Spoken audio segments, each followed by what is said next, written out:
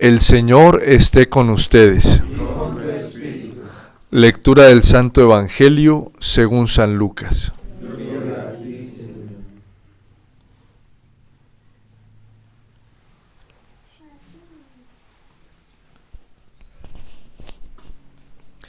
En aquel tiempo Jesús entró en Jericó e iba atravesando la ciudad. En esto un hombre llamado Zaqueo, jefe de publicanos y rico, trataba de ver quién era Jesús, pero no lo lograba a causa del gentío, porque era pequeño de estatura. Corriendo más adelante se subió a un sicómoro para verlo, porque tenía que pasar por allí. Jesús, al llegar a aquel sitio, levantó los ojos y le dijo: Zaqueo, date prisa y baja, porque es necesario que hoy me quede en tu casa. Él se dio prisa en bajar y lo recibió muy contento. Al ver esto, todos murmuraban diciendo: ha entrado a hospedarse en casa de un pecador. Pero Zaqueo, de pie, dijo al Señor: mira, Señor, la mitad de mis bienes se la doy a los pobres, y si he defraudado a alguno, le restituyo 4 veces más. Jesús le dijo: hoy ha sido la salvación de esta casa, pues también este es hijo de Abraham, porque el Hijo del Hombre ha venido a buscar y a salvar lo que estaba perdido. Palabra del Señor. Gloria a ti, Señor Jesús.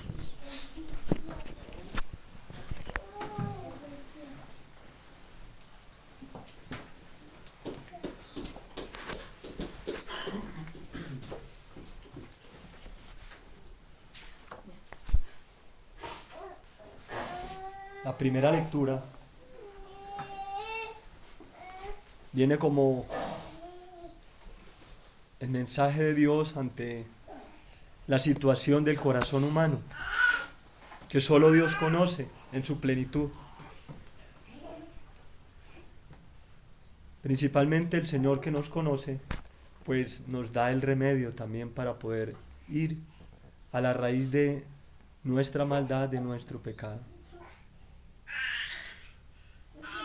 Se inicia diciendo que nosotros estamos muertos y que a lo mejor hay algo todavía por revivir, y que para esto nos propone una serie de cosas muy concretas y exigentes. Lo primero, ponernos en vela, en oración, acordarnos de su palabra, guardarla y convertirnos. Sabemos que lo más difícil en la vida cristiana es, después de haber una persona, digamos, haber iniciado su conversión, haberse ya a lo mejor uno habernos creído muy buenos, ya habíamos encontrado a Jesús, ya habíamos dejado muchos pecados, muchos vicios, y empieza un camino de presunción, de creerme muy bueno, muy santo, yo ya no soy como antes, yo sí estoy creciendo en santidad, es que yo ya me pueden llamar santo. Y cae uno en las redes del demonio, porque en el fondo no somos así. ¿Cómo somos? Como el Señor nos sabe que somos y nos conoce.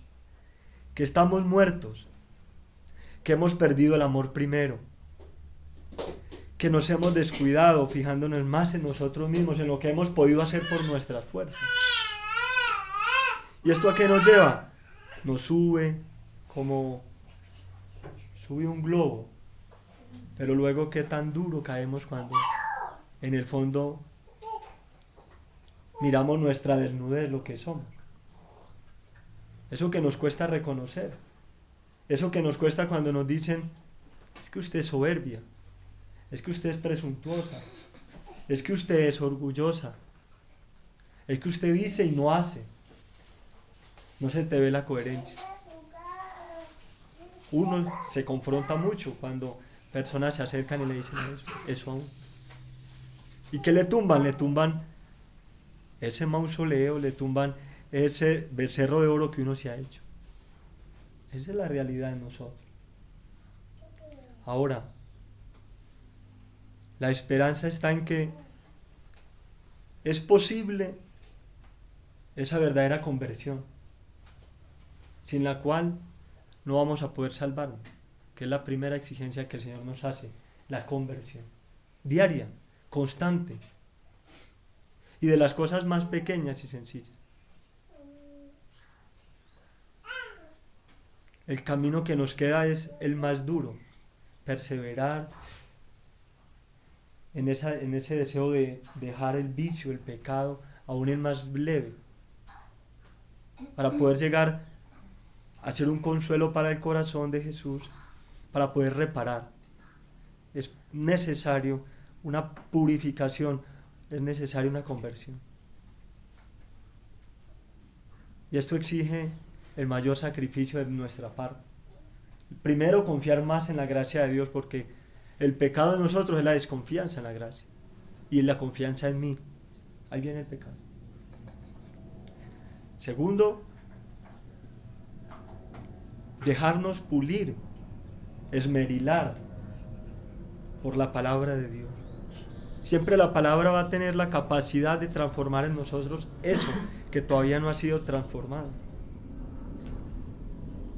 Diariamente, perseverar diariamente en la oración. Algunos velan, otros madrugan, otros en el día.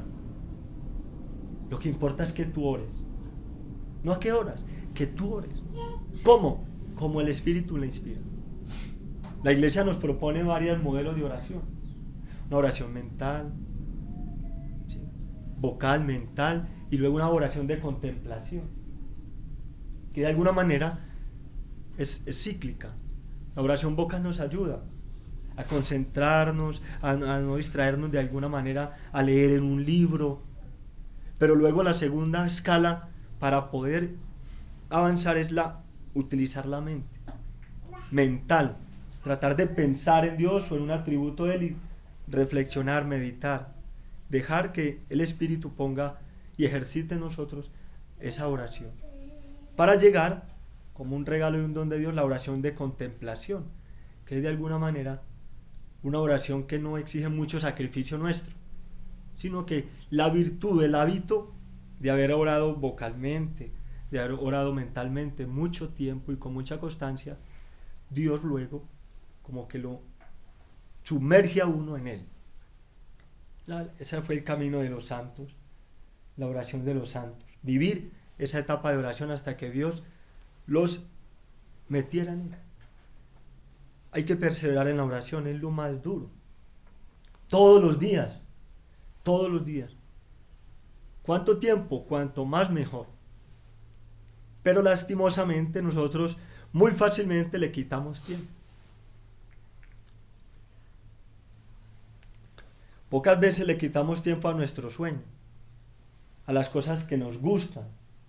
No sé, ir a un centro comercial, ir al gimnasio,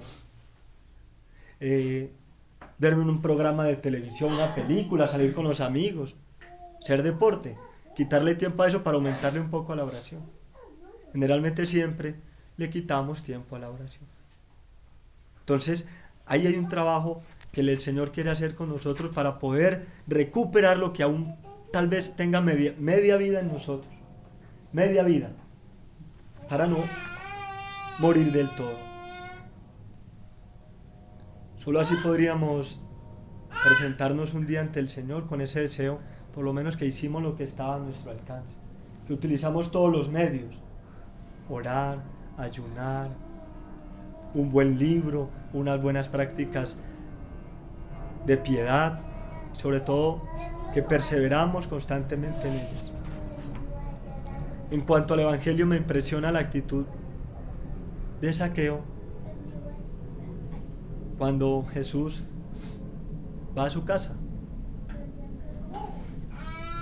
Zaqueo, un hombre que era muy ladrón. Lo tenían todos en ese pueblo, en Jericó, reconocido como el mayor pecador, el mayor ladrón, el mayor defraudador del pueblo. Siendo el judío, pues trabajaba para el Imperio Romano y cobraba el impuesto de de todo lo que pasaba por allí, por Jericó. Jericó es el camino hacia el mar. Es un paso comercial importantísimo hacia Egipto. ¿Y qué hace? Cobraba el impuesto, pero usurero, ladrón, reconocido por todos. Cuando el Señor se va con él a la casa, dice, se fue a hospedar a la casa de un pecador, un jefe de publicanos y rico, de un gran pecador. Pero lo que más me impresiona y lo que a nosotros, yo creo, a mí personalmente me conmueve, es que Jesús en ningún momento le señala, le cuestiona. En ningún momento le hace un reclamo de lo que ha hecho.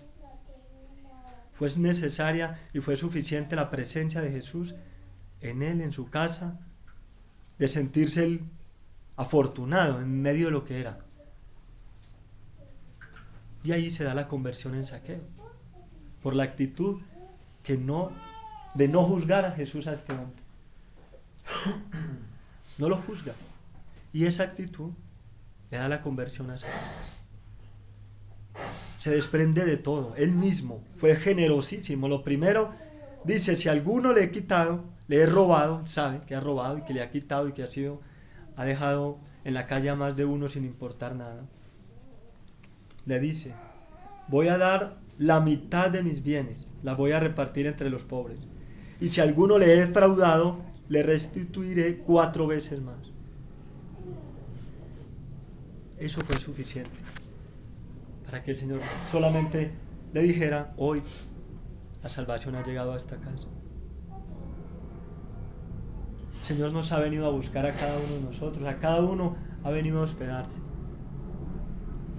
No nos juzga. En el fondo, somos nosotros quienes nos juzgamos. Y el mundo nos juzga. Juzgamos a las personas. Ahí sí somos unos grandes jueces. Aún más, cuando nos juntamos en los corrillos, tenemos abogado, procurador, defensor de nuestros juicios hacia otras personas que no están presentes. Juzgamos a quienes no están presentes.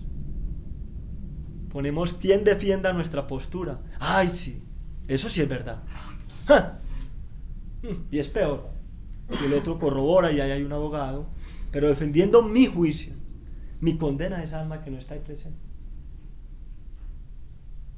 ¿Quién de nosotros pone un abogado para que defienda al que no está presente y de quien estamos hablando y mordiendo? Eso es una cuestión que podríamos trabajar, que la mayoría. Es un pecado muy común en la sociedad. Hasta en las altas esferas de nuestra iglesia. ¿Qué nos toca? Pedirle al Señor que al Él venir a habitar nuestra casa, nuestro corazón, nuestra vida, seamos la defensa de los demás. No los juzguemos. Ya Dios se encargará de entrar en esa alma y de iluminarla para que dé ese paso de conversión, de sanación y salvación. Ese es el camino que nos corresponde a cada uno de nosotros. Luchar por la conversión, por abrir el corazón a la conversión, por abrirle nuestra casa, nuestra vida a Jesús. Si Jesús logra entrar en nuestra vida y somos conscientes de eso, lo demás se dará por añadidura. Porque es la única forma. Por nosotros es imposible la conversión, solo con nuestro esfuerzo es imposible. Siempre vamos a fracasar. Ahora, una chispa de esa gracia, una chispa de ese amor de Dios, de la presencia de Dios en nosotros, será suficiente con nuestra correspondencia a ese deseo de conversión. Ya prontamente terminamos este tiempo de ordinario, empezaremos el tiempo de Adviento. De ahí que este llamado sea urgente para nosotros, un llamado que Jesús viene, que Jesús pasa, que estemos preparados, que está a la puerta, que llama. Pues va a venir en un niñito, se va a actualizar esa llegada de Jesús en un niñito, en Jesús pequeñito, en un pesebre. Y un camino corto de 4 semanas para preparar ese nacimiento, para poder que Él pueda entrar. La iglesia nos permite actualizar ese gran misterio de fe, de amor, que tiene la capacidad de asombrarnos, la capacidad de enamorarnos y la capacidad de renunciar a nosotros mismos para empezar ese camino nuevo que Él quiere. Pidámosle a la Virgen María, a San José, que hicieron ese camino, dejar entrar a Jesús, que nosotros empecemos una verdadera y sincera conversión. Que así sea. Amén.